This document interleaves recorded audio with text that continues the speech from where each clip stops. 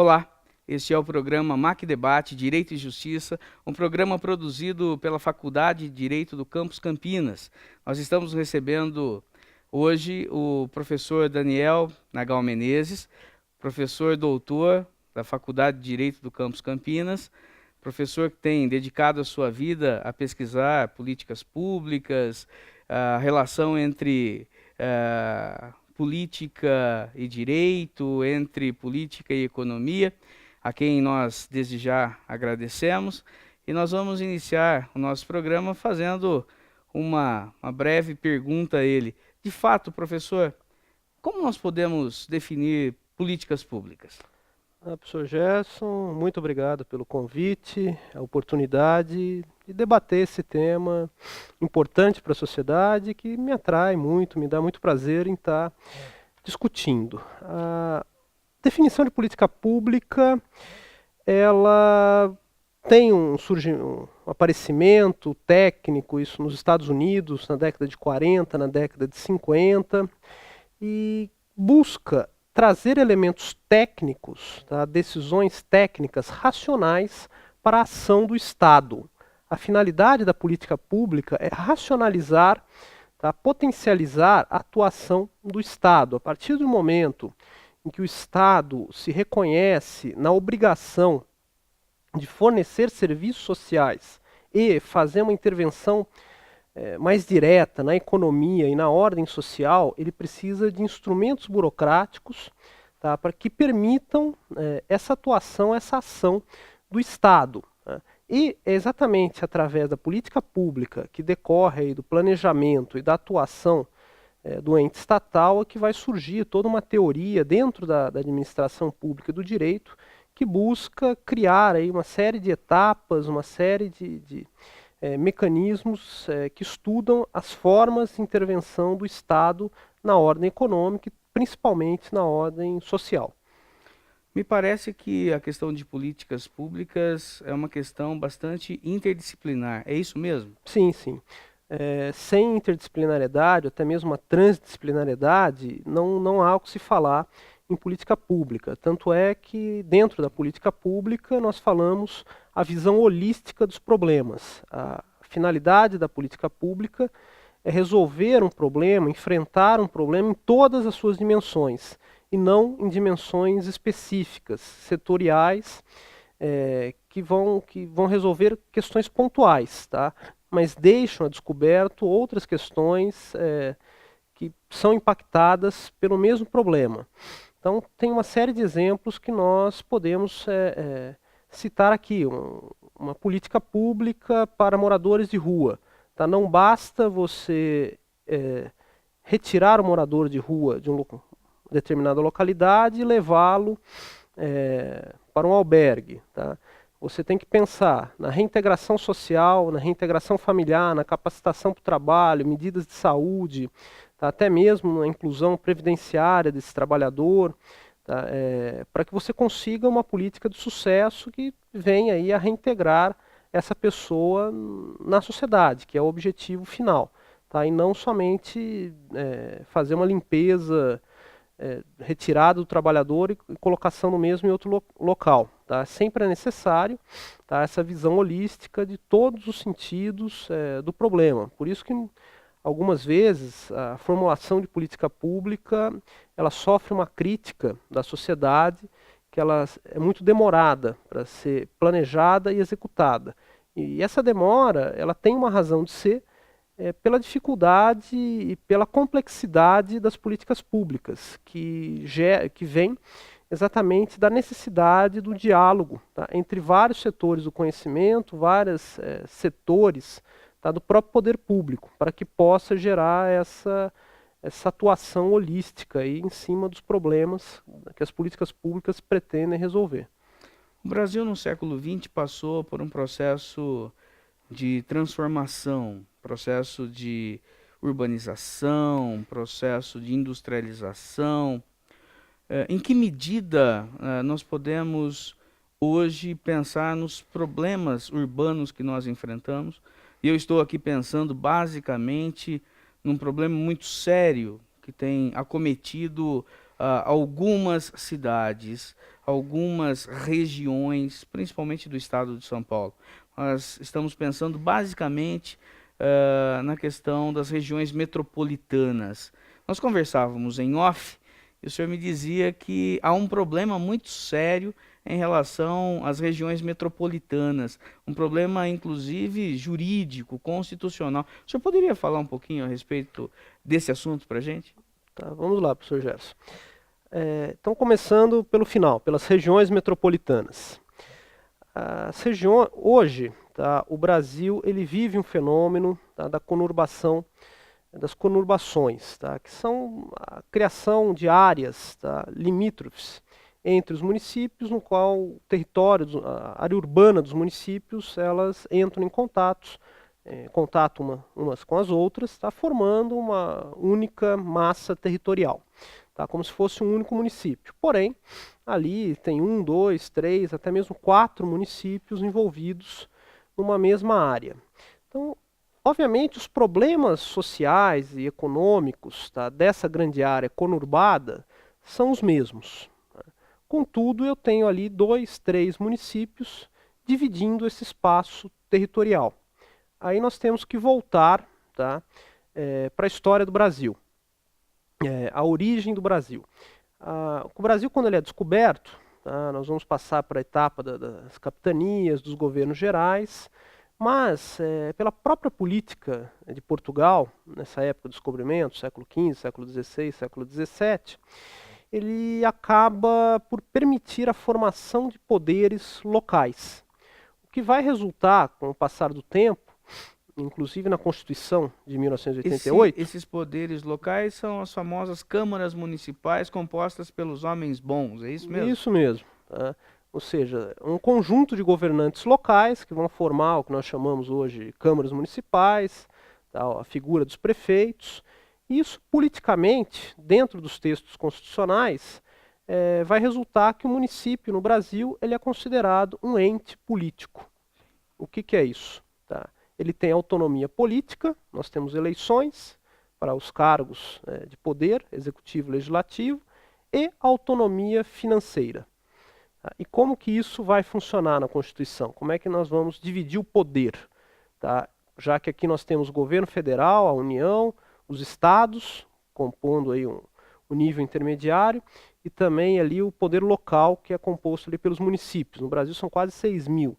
Nós temos aí a chamada divisão de competências.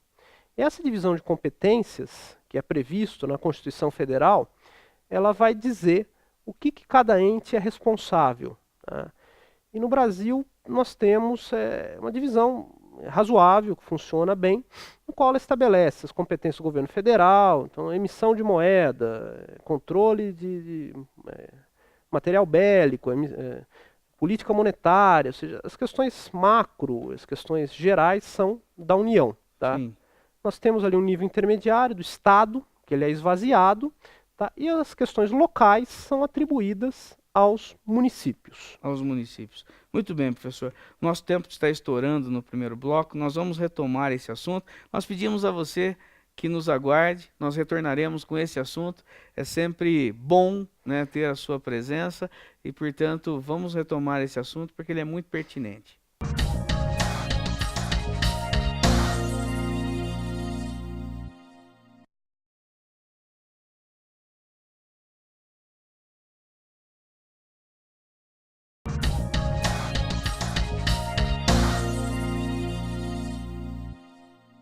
Estamos de volta com o programa MAC Debate Direito e Justiça, um programa produzido pela Faculdade de Direito do Campus Campinas.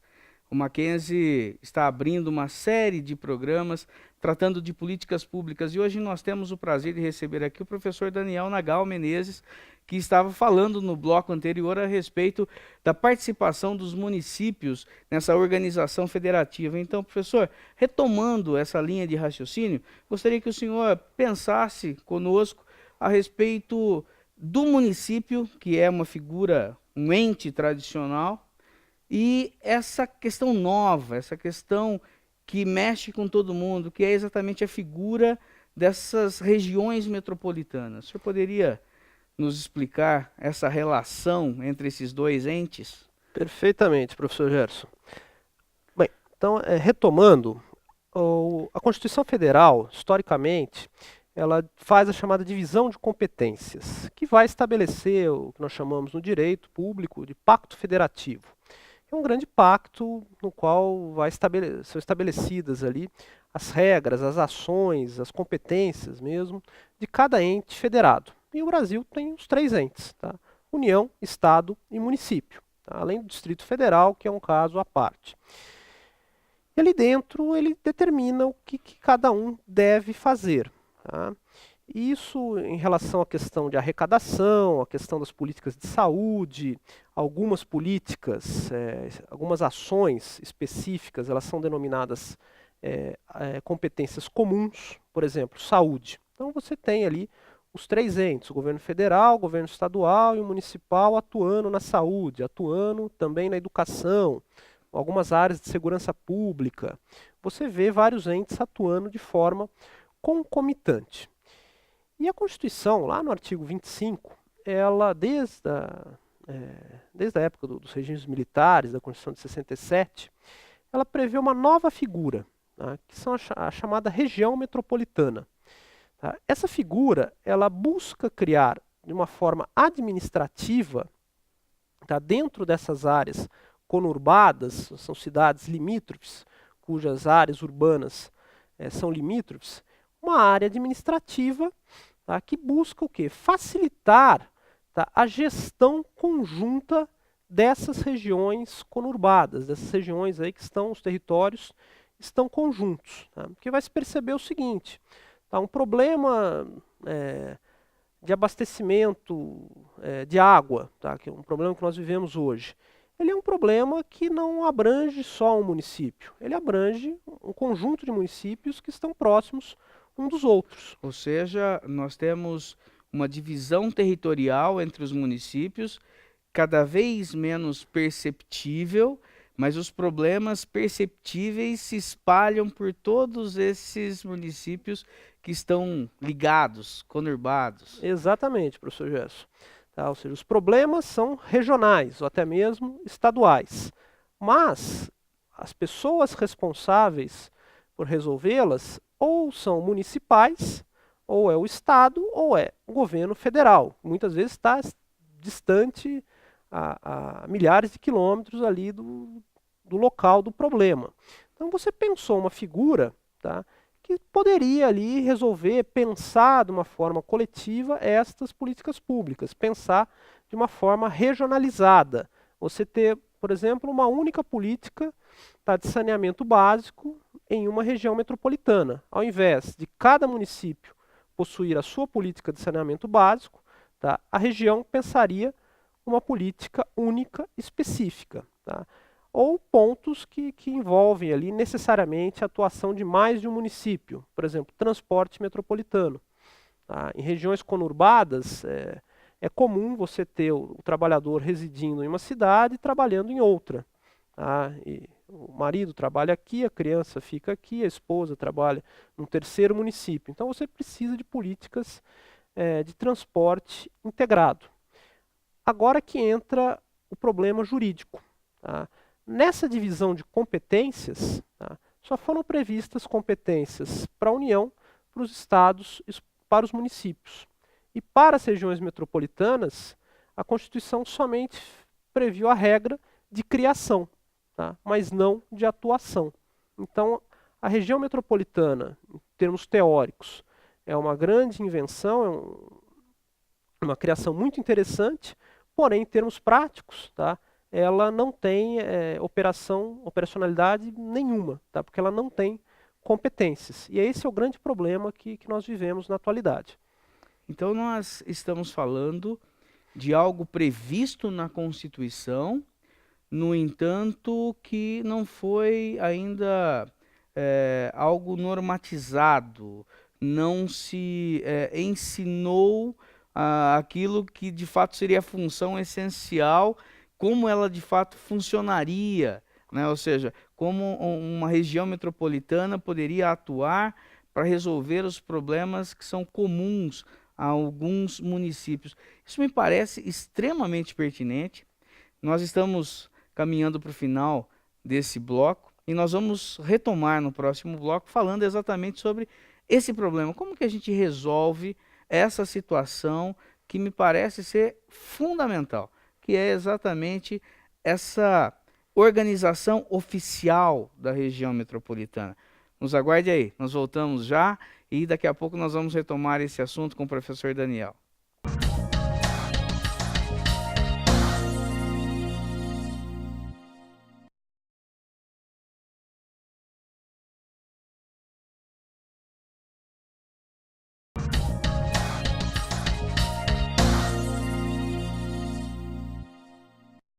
Nós vamos retomar agora o nosso assunto sobre políticas públicas e nós estamos com o professor Daniel Nagal Menezes e ele tem nos desafiado a pensar exatamente esse impasse da existência da região metropolitana que tanto é comentada, que tanto é falada na imprensa, entre os políticos.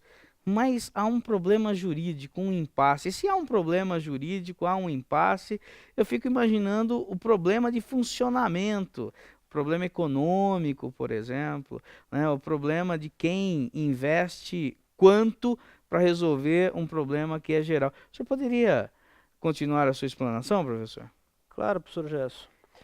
Eu colocaria que a questão é muito mais grave, porque ela está na Constituição. O que nós encontramos na Constituição é, de um lado, o legislador constituinte, lá de 1988, ele dando com uma mão, permitindo a criação das regiões metropolitanas, tá, como uma saída para... A ideia começou a ser pensada no regime militar, em Isso, 67, 67. na Constituição de 67, 67, e ela foi oficialmente estabelecida em 88. Não, em 67 Em 67 nós já tínhamos, mesmo, tá? ok. Em 67 nós tínhamos essa política, as regiões metropolitanas eram criadas pelo governo federal, em 88 se manteve essa estrutura e se alterou, tá, a criação para a competência das assembleias legislativas estaduais. Ok. Então, quem criou a região metropolitana é a Assembleia Legislativa do Estado de São Paulo. E quais são os Tá. critérios para se criar uma região metropolitana? Os critérios, professor Gerson, outro problema. A criação das regiões, em 1967, pela Constituição de 67, era competência do governo federal. Tá? Em 88, ele é transferido para as assembleias legislativas de cada estado. Tem capacidade de criar regiões metropolitanas dentro dos seus respectivos estados, conforme suas regras próprias. Então, o Brasil, em tese, ele tem aí mais de 20 legislações tratando disso daí. Cada estado é competente para criar a região metropolitana conforme as suas regras. Tá? Mas, na prática, isso não existe. Por qual motivo? A Constituição Federal ela não coloca critérios. Fala que fica a cargo da Assembleia Legislativa. Então, quando nós observamos no dia a dia as várias regiões metropolitanas, seja no estado de São Paulo, seja em outros estados, cada uma foi criada com um critério diferente. Normalmente, critérios de interesse político. Muito mais interesse político de falar que existe uma região metropolitana do que propriamente prático. Tá? Porque a ideia qual que é? É você criar políticas públicas regionais, tá? Cuja atuação regional, de um bloco regional, de um bloco de municípios, seja mais fácil do que cada município isoladamente atuar de forma separada. Um exemplo disso, a questão do material reciclado. Tá? O custo de coleta, tá, e reciclagem de produtos, tá, para um município pequeno é inviável. Então, ele deixa de fazer isso porque custa caro. Mas agora, se eu penso dentro de uma grande região, isso se torna viável. Tá? Mas, na prática, isso depende da boa vontade dos municípios. Exatamente em decorrência da ausência de critérios técnicos específicos, tá, para a criação dessa região. Basta um município falar que não pretende participar dessa região metropolitana, que ela se torna inviável. Tá? E toda essa questão da ausência de legislação tá? O que ela vai levar? Tá? A criação aí de medidas paliativas, né? O nosso jeitinho brasileiro, ele também vai atuar aqui nisso daqui. Um exemplo disso daí são os consórcios públicos. Tá? Ou seja, é uma legislação do ano de 2005, tá? Que vai funcionar de forma paralela, tá? Às regiões metropolitanas. O consórcio público permite, tá? Com que municípios se juntem para a execução, tá? De políticas públicas determinadas, inclusive com a participação, tá? E fomento do Estado ou até mesmo da União. Então você vê hoje, em muitos casos, municípios fazendo consórcios públicos, tá? De forma específica. Então, ou para a questão da saneamento básico, tá? A questão de coleta de esgoto e fornecimento de água, outros consórcios públicos para a questão de transporte intermunicipal, tá? Ou seja, os municípios dialogando aí para criar corredores expressos de ônibus para facilitar transporte, tá? Ou outras políticas ou consórcios públicos, tá? Para a questão da captação de água. Campinas foi uma região pioneira nisso daí, na questão da coleta de água dos rios que cortam a região, na definição de cotas, isso que virou uma referência nacional. Então nós temos essas medidas que no fundo, elas são paralelas à ideia da região metropolitana, que acaba, na prática, ela sendo esvaziada. É muito difícil hoje você construir políticas regionais. Tá? As políticas regionais que nós temos hoje, tá, na região de Campinas, elas são políticas que são verticalizadas, tá, impostas ou pelo governo federal ou pelo governo estadual. Então, por exemplo, as políticas de saúde, tá, elas são pré-determinadas, tá, as atuações lá dos mecanismos de saúde, tá, ou são questões locais ou são determinadas pelo governo do estado, tá, e muitas vezes financiadas pela União. Tá. Então, hoje nós temos uma situação precária em cima disso. É necessário até uma reforma constitucional para que a gente consiga aí realmente explorar o potencial, tá, que as regiões metropolitanas permitem aí na solução de problemas regionais. Ah, ok. Isso nos deixa um alerta muito significativo, pois temos muito trabalho pela frente, né? É alguma coisa prevista, mas que precisa ser pensada, colocada em funcionamento e, através de erros e acertos, achar a sua posição mais favorável para que traga benefícios reais para a população. Nós agradecemos muito a presença de todos vocês, agradecemos também ao professor Daniel Francisco Nagal Menezes, que esteve conosco, e nós queremos desafiar vocês a continuarem conosco, pensando esses problemas que são problemas muito sérios e que com certeza serão desafios cada vez maiores para que nós possamos viver uma vida com qualidade nesse século XXI. Esse programa foi um programa produzido pela Faculdade de Direito do Campus Campinas, da Universidade Presbiteriana Mackenzie, e nós esperamos você no próximo programa.